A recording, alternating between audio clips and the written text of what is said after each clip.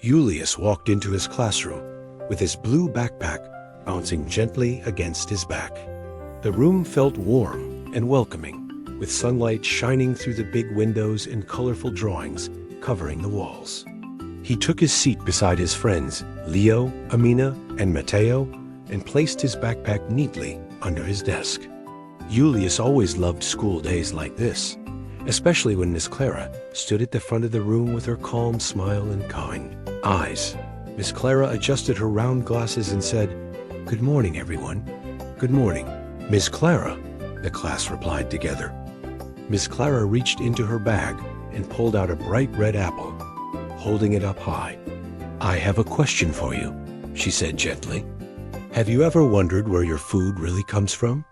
Julius leaned forward right away. Leo's eyes widened with excitement. Amina sat quietly, listening carefully, and Matteo whispered, "I hope the answer is pizza." Miss Clara laughed softly. "Today, we're going on a very special journey," she said. We're going to follow our food from the farm all the way to your plate." Julius imagined food traveling like an explorer on an adventure. Miss Clara showed a picture of a farm with wide green fields. "Most of our food begins as a seed," she explained. "Farmers plant seeds in the soil, water them, and make sure they get plenty of sunlight." She pointed to pictures of corn growing tall, wheat waving in the wind, and apple trees heavy with fruit. "So apples start as tiny seeds?" Julius asked. "Yes," Miss Clara replied. "Very tiny seeds. With time, care, and patience, they grow into trees that give us apples." "What about vegetables?" Leo asked eagerly. "Vegetables grow the same way," Miss Clara said. "Carrots grow underground, tomatoes grow on vines, and lettuce grows in leafy rows." Matteo raised his hand. "What about milk and cheese?" Miss Clara nodded. "Those come from animals. Cows produce milk, and farmers take good care of them by feeding them healthy food and keeping them safe and clean." She explained how milk can be turned into yogurt, butter, and cheese. Julius smiled.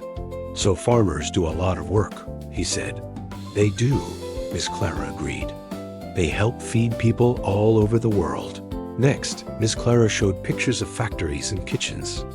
"After food leaves the farm, it doesn't always go straight to your home," she said. "Some foods need to be cleaned, cooked, or changed into something new." She explained how wheat becomes flour, flour becomes bread, and oranges become juice. Julius imagined machines washing fruits and ovens baking bread. "Is that why food has wrappers?" Amina asked softly. "Yes," Miss Clara replied. "Wrappers and containers help keep food fresh and safe while it travels." Then came the transportation part. Miss Clara pointed to pictures of trucks, trains, and ships. "Food travels a long way," she said. "Drivers and workers move food from farms to factories, and then to stores. That's a really big trip," Leo said. "It is," Miss Clara smiled. "Some food even travels across oceans." Julius thought about bananas and wondered how far they had traveled to reach his kitchen. Finally, Miss Clara showed a picture of a supermarket filled with colorful shelves. "This is where families choose their food," she explained.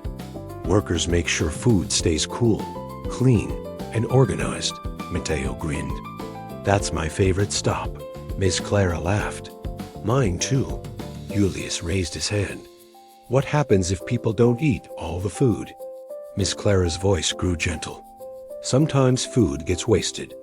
That's why it's important to take only what we need and appreciate every meal." She explained how saving food helps farmers, families, and the planet. Julius nodded thoughtfully.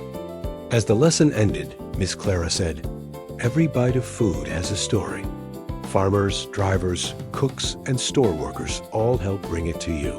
The bell rang, and the classroom filled with happy chatter. Leo talked about apples, Matteo joked about pizza traveling on a truck, and Amina smiled quietly, thinking about seeds and soil. Julius packed his backpack slowly.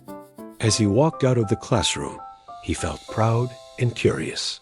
He knew that lunch would taste even better now that he understood the long journey behind it. Food wasn't just food anymore. It was a story, and Julius couldn't wait to learn the next one.